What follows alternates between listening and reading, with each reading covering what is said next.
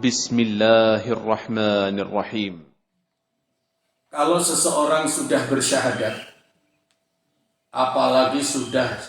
apalagi syahadatnya sudah ribuan kali. Pak Bagus, kira-kira kalau dihitung syahadatnya sudah berapa kali? Ibu-ibu, syahadatnya sudah berapa kali? Nggak kehitung, sangat banyak.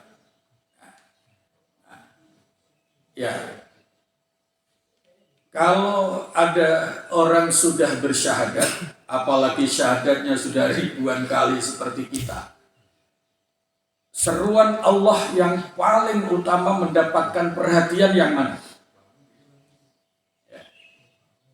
Firman Allah yang paling penting mendapatkan perhatian bagi orang yang sudah bersyahadat, itu kira-kira ayat yang mana? Ini saya merasa penting untuk saya sampaikan, khawatirnya jamaah Baitul Mukmin nanti salah kutip. Ya. Kalau salah kutip saya tidak menyampaikan, saya ikut bertanggung jawab. Makanya saya sampaikan.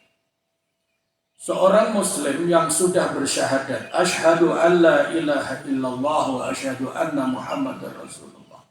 Baik yang baru syahadat 2 menit ataukah sudah 20.000 kali, mungkin puluhan tahun, ayat yang paling utama mendapatkan perhatian adalah ya ayyuhalladzina amanu dkhulu fis-silmi kafah. Wahai orang-orang beriman, masuklah, jadilah muslim secara kafah, muslim paripurna, muslim muslimah yang ideal, muslim muslimah yang sempurna.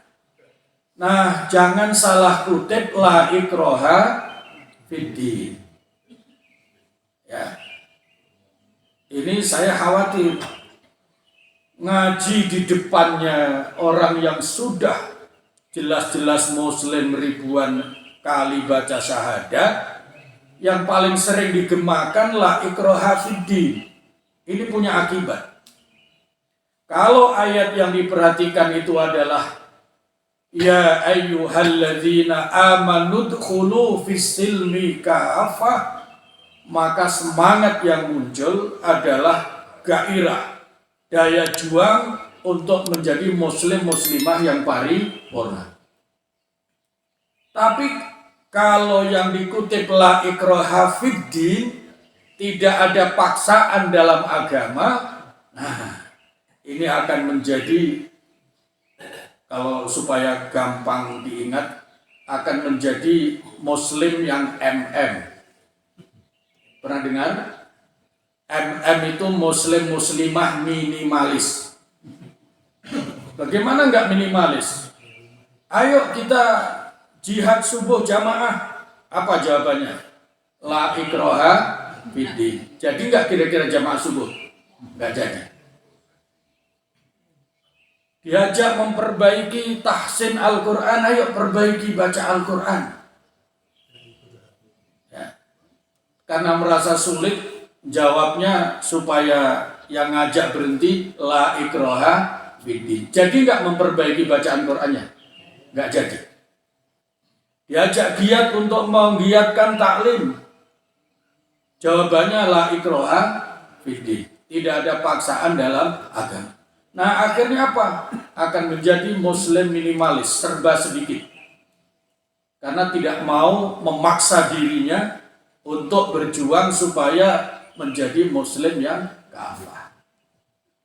Beda kalau semangatnya begitu syahadat selesai, yang terngiang di kupingnya, yang tertanam di hatinya, itu adalah ya ayyuhalladzina amanu dkhulu fis-silmi kafah. Wahai orang-orang beriman, jadilah muslim muslimah paripurna kafah sempurna, maka semangatnya akan luar biasa. Jangankan diajak, tidak diajak pun selalu tanya kapan ada kegiatan, kapan ada, dan seterusnya. Akan menjadi MK. Apa MK? Nah, muslim kafah, begitu ya, muslim kafah. Jadi muslim kafah itu rumus dari ayat 208 surat Al-Baqarah, ya ayyuhalladzina amanu dkhulu fis-silmi kafah. Nah, Muslim minimalis itu kalau lebih berpegang kepada la ikraha fiddin, sama-sama surat Al-Baqarah ayat 256. Nanti dicek lagi. Nah, ini yang saya heran memang para mubaligh, para ahli agama sudah jelas yang dihadapi itu umat muslim yang mestinya didorong untuk menjadi makin meningkatkan daya juangnya untuk menjadi muslim yang paripurna, malah selalu dijejali dengan la ikraha fiddin, la ikraha fiddin. Bapak Ibu menyaksikan yang begitu? Sangat banyak, dengan berbagai atas nama toleransi lah, moderasi lah. Itu biarkan saja karena kita tidak punya kuasa untuk mencegah mereka, tetapi diri kita jangan sampai terimbas ya, oleh narasi-narasi model begitu. Sekali sudah bersyahadat, maka gema ayat Al-Quran yang ada dalam dada kita itu adalah ya ayyuhalladzina amanu dkhulu fis-silmi kafah. Wahai orang-orang beriman, jadilah muslim, muslimah secara kafah, paripurna dan sempurna. Itu baru semangatnya saja, itu luar biasa. Baru semangatnya saja itu sudah bernilai ibadah yang luar biasa. Karena tekad, innamal a'malu binniyat. Beda halnya kalau semangatnya itu la ikraha fiddin. Kenapa nggak ngaji? Nggak apa-apa, nggak ada paksaan. Ada nggak pahalanya begitu? Nggak ada. Tidak ada. Makanya ini penting saya ingatkan agar semangat kita adalah semangat untuk menjadi muslim kafah.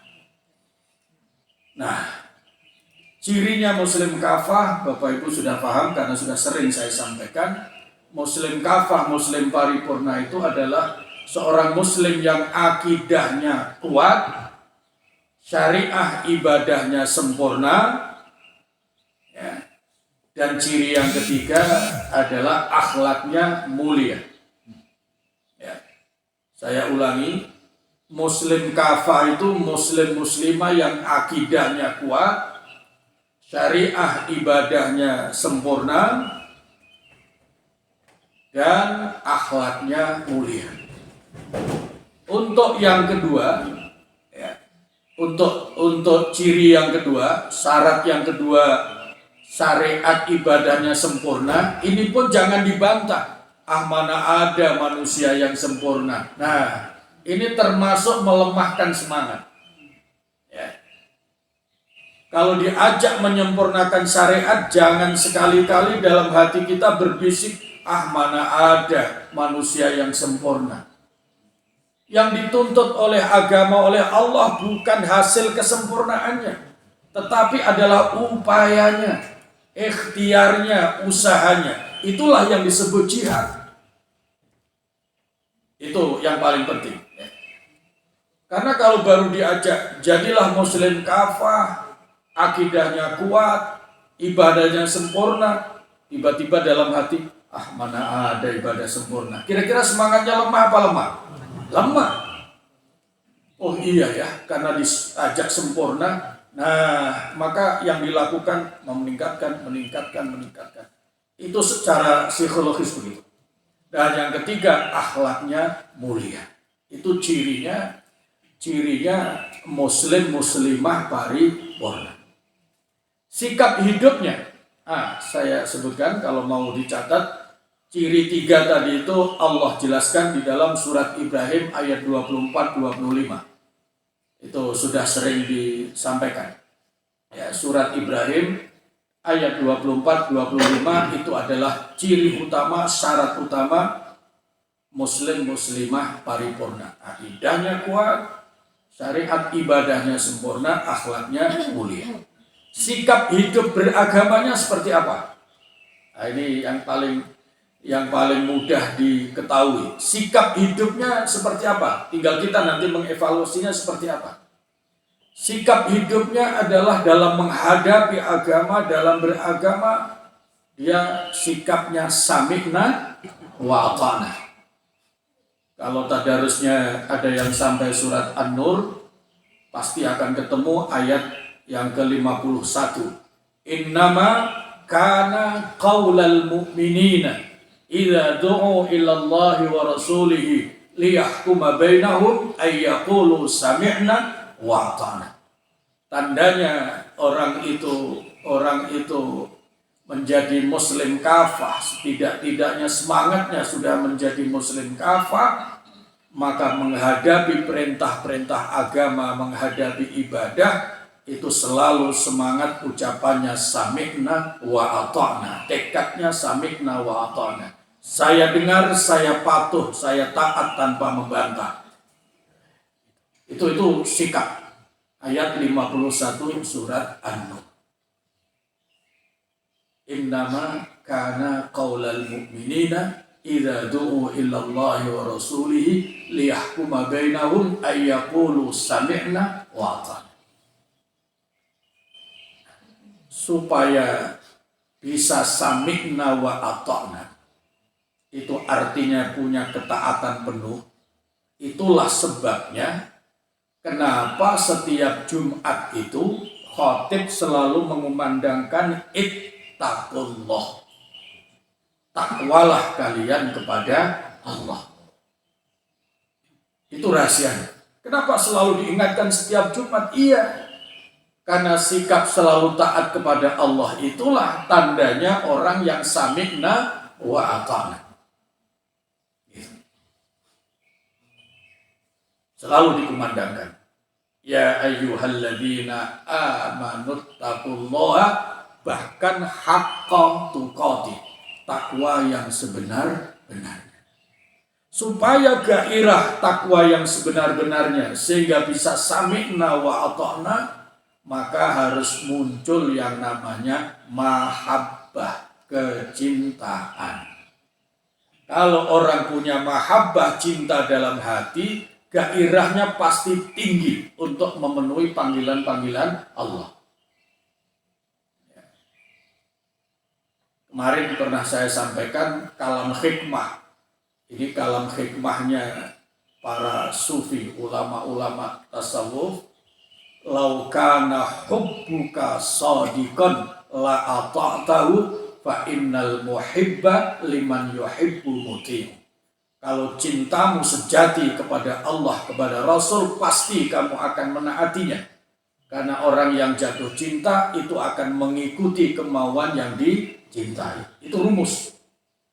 Jangankan diajak, disuruh, ya, dilarang pun, itu kalau tumbuh gairah ibadah karena kecintaannya kepada Allah akan tetap dilaksanakan.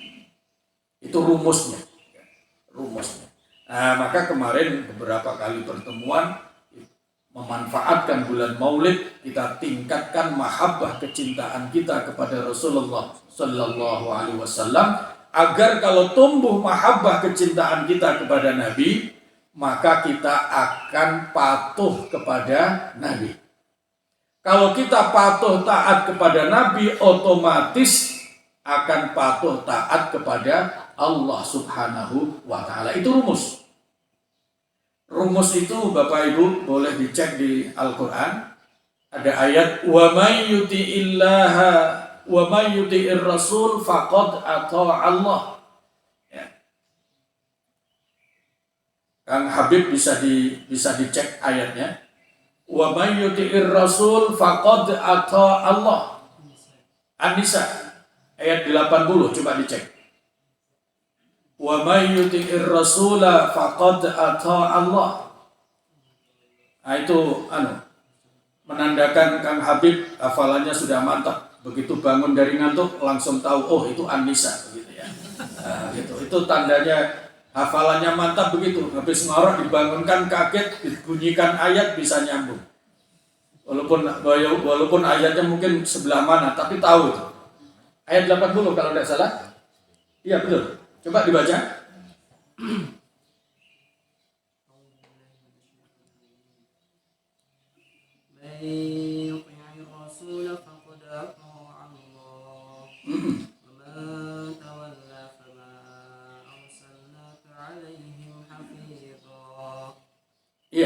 Artinya? Barang siapa menaati Rasul Muhammad, maka sesungguhnya dia telah menaati Allah. Iya. Barang siapa berpaling dari ketaatan itu, maka ketahuilah kami tidak mengutusmu Muhammad untuk menjadi pemelihara mereka. Ya, jelas ya.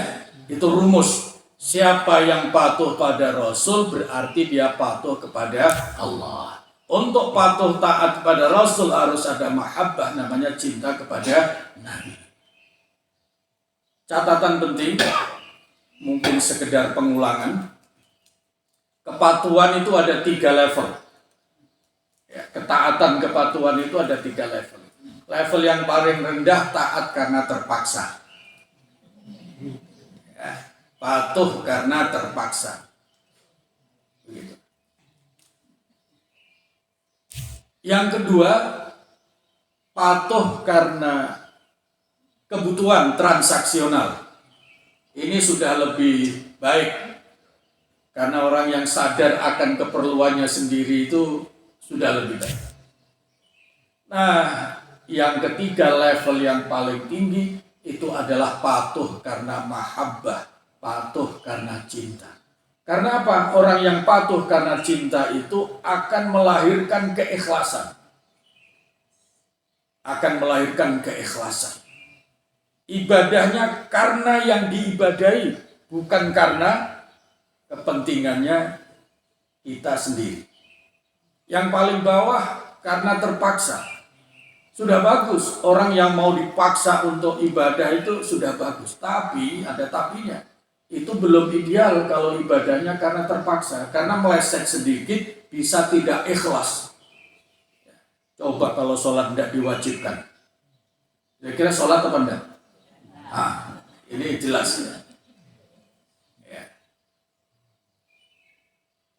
Meleset sedikit menjadi tidak ikhlas. Kalau sampai tidak ikhlas maka tidak memenuhi wa ma umiru illa liya'budullaha mukhlishina lahud. Yang naik sedikit. Tapi kalau masih terpaksa apakah harus dilanjutkan? Lanjut. Jangan sampai karena terpaksa terus berhenti. Nah, itu namanya tidak melakukan jihad kepada hawa nafsunya. Karena yang mengajak terpaksa itu adalah hawa nafsunya. Maka harus terus diajak untuk dibiasakan. Nah, lama-lama nanti akan meningkat. Oh, saya memang perlu ibadah ini. Transaksional tidak apa-apalah, lumayan daripada terpaksa. Kenapa baca surat Al-Waqiah? Iya, biar rizki saya lancar. Itu namanya transaksional. Walaupun itu memang janji Allah melalui Rasulullah Sallallahu Alaihi Wasallam.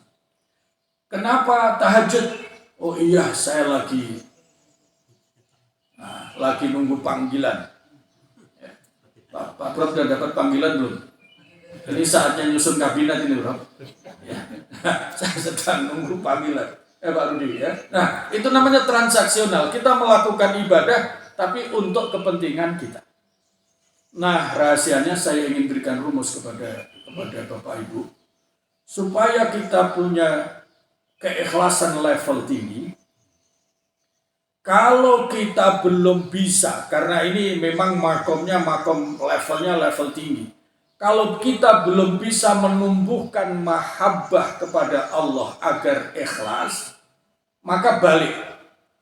Bagaimana cara membaliknya? Saya melakukan ini biar Allah senang. Paham di sini? Kenapa tahajud? Iya, biar Allah senang. Kenapa sholat? Iya, biar Allah senang. Bapak Ibu, kalau nyuruh sopirnya taat, dijalankan, senang apa enggak?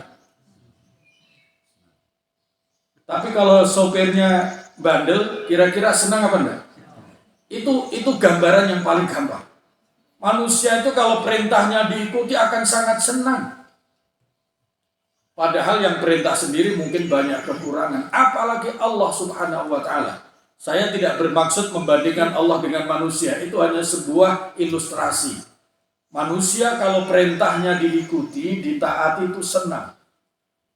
Allah Subhanahu wa Ta'ala juga begitu. Kalau perintahnya ditaati akan senang. Maka supaya Bapak Ibu punya keikhlasan level tinggi, Begitu caranya. Kenapa sholat? Iya, biar Allah senang melihat saya sholat. Kenapa wudhu begitu teliti? Iya, biar Allah senang saya melihat saya wudhu. Kenapa tahajud? Iya, biar Allah senang melihat malam hari saya bersujud ke hadapan. Kalau orientasinya biar Allah senang melihat kita beribadah, insya Allah ini nanti lambat laun akan memiliki keikhlasan level tinggi. Biar Allah senang, biar Allah senang, biar Allah senang. Kalau mau mengiaskan ayat, fadhkuruni azkurkum washkuruli wala takfur. Ingat-ingat, zikir-zikirlah banyak kepadaku, aku akan ingat kepadamu. Maka sebaliknya, kalau kita melakukan ibadah supaya Allah senang, nanti juga Allah akan tumbuhkan makin senang pada kita untuk beribadah kepada Allah Subhanahu wa Ta'ala. Ini rumus penting, walaupun sederhana. Ada pertanyaan sampai sini. Bapak Ibu pernah belum melakukan ibadah dengan cara merubah paradigma niat seperti itu? Agar Allah senang melihat saya ibadah. Allah senang. Coba kita rasakan, kita evaluasi. Kalau belum, lakukan. Insya Allah itu akan punya pengaruh yang luar biasa. Saya jamin. Kalau orang beribadah jangan begitu, tidak ada. Itu namanya malas. Nggak ada. Nggak ada. Pasti semangat itu akan muncul. Kenapa? Bekerjanya sungguh-sungguh. Ini yang masih bekerja, yang masih punya aktivitas dinas. Kenapa bekerjanya sungguh-sungguh? Iya, biar Allah senang melihat saya bekerja sungguh-sungguh. Karena apa? Karena memang Nabi pernah bersabda, Innallaha yuhibbu idza amila ahadukum ayyudkinahu. Allah itu senang loh melihat kalau kalian bekerja itu, beramal itu tekun, ayyudkinahu. Nah, ini bedanya orang yang bekerja rohaninya ikut bekerja dibandingkan orang bekerja hanya berorientasi kepada dompet. Itu beda. Semangatnya itu akan beda. Innallaha yuhibbu idza amila ahadukum ayyudkinahu. Allah itu sangat senang, yuhibbu, mahabbah. Idza amila ahadukum, jika satu di antara kalian sedang bekerja, beramal, ayyudkinahu, berusaha tekun dan serius. Itu Allah senang. Kalau orang niatnya bekerja begitu, beramal, Masya Allah, itu akan memiliki keikhlasan yang tinggi. Orientasi, saya perlu ini, perlu itu sudah tidak terasa. Karena dia inginnya hanya menyenangkan Allah, menyenangkan Allah, menyenangkan Allah. Nah, sekarang mari kita balik, kita lihat. Kita dalam beraktivitas ini lebih berorientasi kepada manusia atau tempoh hari rasanya sudah saya sebut, sudah saya berikan ilustrasi. Bapak kalau mau bertemu orang lain, ya salah satu contoh kalau mau sholat jamaah, apalagi pertemuan dalam meeting yang penting, berani nggak pakai baju kotor? Berani? Enggak. Makanya kalau mau bepergian, mau ke kantor, mau ke sekolah, mau pertemuan, berputar-putar di depan kacanya. Coba sadar-sadari, itu dilakukan untuk apa coba? Untuk menyenangkan siapa? Manusia. Merasa tidak pantasnya di hadapan manusia. Mari kita rasakan. Pakai pakaian luar, usahanya lebih bersih supaya tampak di hadapan manusia, supaya kita tidak malu di hadapan manusia. Tapi bagaimana singlet yang di dalam, Pak Rudi? Kira-kira ini contoh saja. Kalau singletnya yang di dalam itu kena bekas sosis, kena bekas kecap, tidak bisa hilang walaupun sudah dicuci, masih berani pakai enggak? Berani karena di dalam tidak tampak. Ini ilustrasi rada tidak enak. Tapi dari sinilah sebenarnya bibit-bibit riya. Malunya hanya di hadapan manusia. Tidak malu ketika dilihat Allah Subhanahu wa Ta'ala. Ini adalah bibit-bibit riya, sekaligus manusia banyak tidak menyadari, sekali waktu mungkin banyak waktu dia melakukan sesuatu yang mengesankan seolah-olah pada saat dia melakukan itu dia beranggapan Allah tidak tahu. Gitu. Bapak, Ibu, kalau ke masjid bawa sajadah yang paling baik atau yang belel? Paling baik. Kalau di rumah?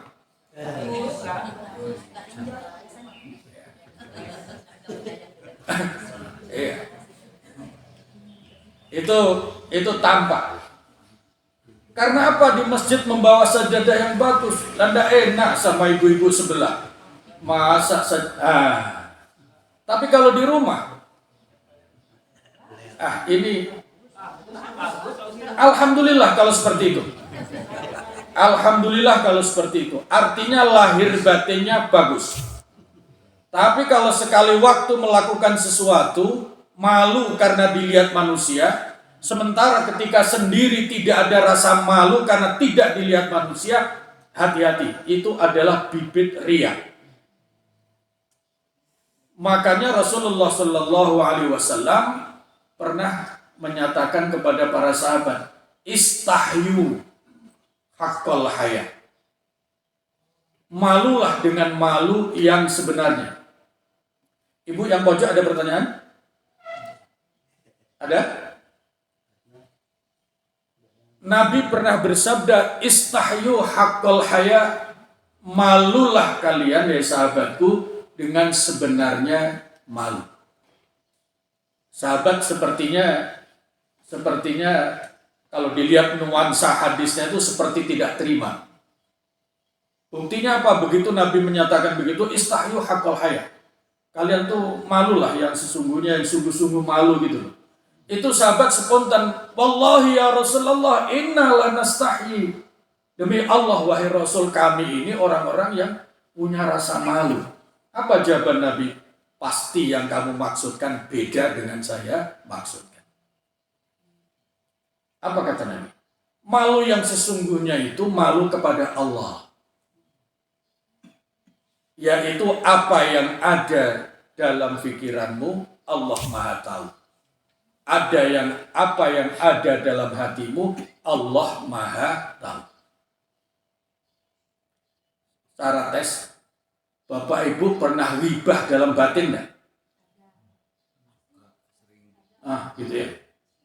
Kalau mau contoh, ada orang bawa mobil baru, apa yang ghibah dalam hati?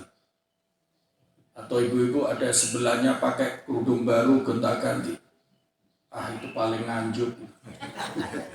Dalam hati, itu dosa apa enggak? Itu dosanya qalbu, karena ghibah dalam hati. Kenapa itu termasuk ghibah? Coba kalau omongan begitu kedengar orang yang diomongin, marah apa tidak? Marah. Itulah definisi ghibah. Al-ghibah dzikruka akhaka fima yakrahu. Yang disebut ghibah bergunjing itu kalian membicarakan orang lain yang ketika pembicaraanmu kedengaran yang dibicarakan pasti itu tidak enak. Dia tidak suka. Itu namanya ghibah.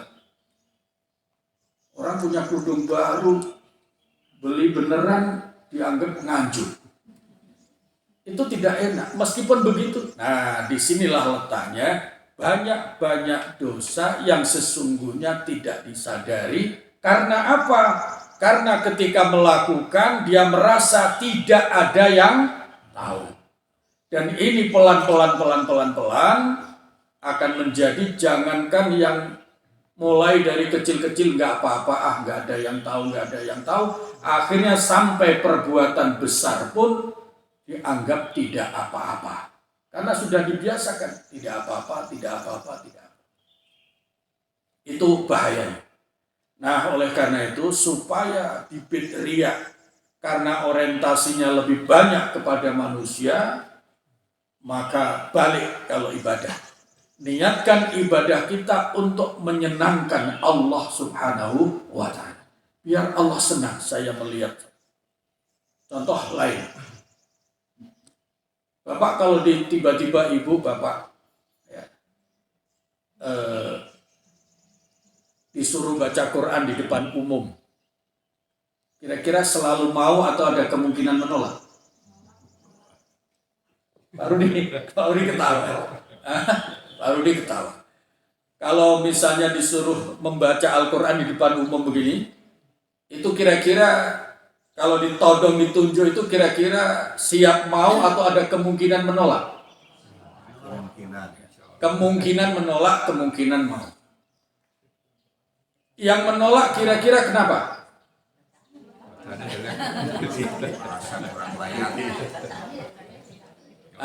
Kenapa kira-kira? Bacaannya belum bagus, malu. Malu ke siapa? Ayo kita jujur. Ketika baca Quran masih kurang, merasa kurang bagus, tidak berani di depan orang, itu malu karena orang yang di depannya atau malu kepada sang pemilik Al-Quran? Ayo kita rasakan. Nah, ini adalah contoh nyata. Kalau kita malunya, nggak berani, nggak enak, nanti disalah-salahin, diketawain, diejek. Ini malu kepada manusia. Padahal, nah malu yang model begitu dapat pahala apa tidak? Tidak. Karena malunya orientasinya pantas tidak pantas di hadapan manusia. Berarti kalau Qur'annya bagus, sangat pede. Karena apa? Tidak takut dicela oleh yang mendengarkan. Ini beda kalau orang bacanya Qur'annya bagus, beda kalau saya perbaiki bacaannya karena ini adalah disaksikan supaya Allah senang. Saya membaca Quran bagus, bukan supaya manusia, bukan. Paham sampai sini ya? Ini sangat penting, sangat-sangat penting. Pelan-pelan ini harus kita rubah supaya ketika kita ibadah rubah. Jangan karena terpaksa, supaya tidak karena orientasi kepentingan diri. Karena apa? Niat untuk diri atau tidak niat, itu Allah sudah pasti memberikan. Tapi kalau kita tidak rubah supaya Allah senang melihat ibadah kita, itu keikhlasan kita tidak akan meningkat. Maka rubah ketika mau wudhu. Saya mau wudhu sebaik-baiknya, biar Allah senang melihat saya wudhu sungguh-sungguh. Saya sholat dan seterusnya dan seterusnya. Biar Allah senang. Saya baca Quran perbaiki. Biar Allah senang. Kalau terus begitu, nanti semangat perbaikannya akan terus muncul. Kalau tidak, tagih saya nanti. Ya. Supaya bisa nagih saya, kok saya praktekkan enggak seperti itu. Nah, nanti kita cocokkan. Ini sekaligus PR untuk kita jamaah sekalian, rubah paradigma ibadahnya. Ketika melakukan ibadah, niatkan supaya Allah senang melihat kita ibadah. Kalau nanti tidak meningkat semangatnya perbaikannya, tagih saya. Asal niat begitu tuh konsisten. Konsisten. Mau wudhu, sadari. Ini wudhu akan saya lakukan sebaik-baiknya biar Allah senang. Otomatis kalau orientasinya biar Allah senang berarti biar wudhu sebaik-baiknya, sah itu sudah otomatis. Begitu. Begitu nanti sholat, begitu baca Quran, begitu segala-galanya. Termasuk kita berpakaian. Berpakaian itu, rata-rata tadi, orientasi kita adalah supaya manusia melihatnya senang. Padahal berpakaian itu, berpakaian baik niatnya biar Allah melihat senang. Karena Rasulullah pernah bersabda, Innallaha yuhibbu ayanzura atharu ni'amihi ala abdi.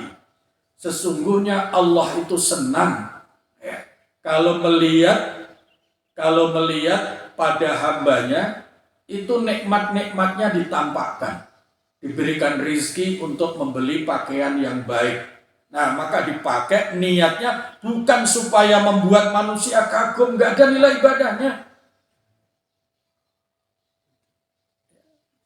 Masih untung barangkali secara manusia kalau orang yang melihat memang kagum.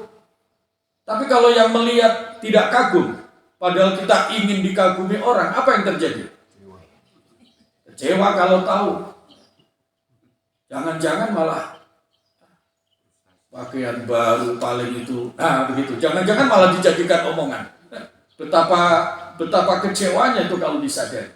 Tapi kalau niatnya saya pakai pakaian bagus agar Allah melihat saya senang, menampakkan nikmatnya. Oh, itu nilai ibadahnya sangat tinggi. Innallaha yuhibbu ayyanzura althara ni'amihi ala abdi. Allah sangat senang kalau melihat hambanya menampakkan nikmat-nikmat yang diberikan kepadanya. Rubah. Jangan supaya manusia melihat senang, tapi rubahlah agar Allah senang melihat yang kita lakukan. Begitu juga sebaliknya. Jangan sampai melakukan sesuatu yang kira-kira Allah tidak suka, tetapi orientasinya, yang penting manusia tidak negur saya. Nah, ini malah sebaliknya. Ini artinya mencari ridho manusia dengan mendatangkan murkanya Allah Subhanahu wa ta'ala. Ini panjang sekali berkaitan dengan membalik mahabbah supaya kita beribadahnya orientasinya supaya Allah senang melihat ibadah kita.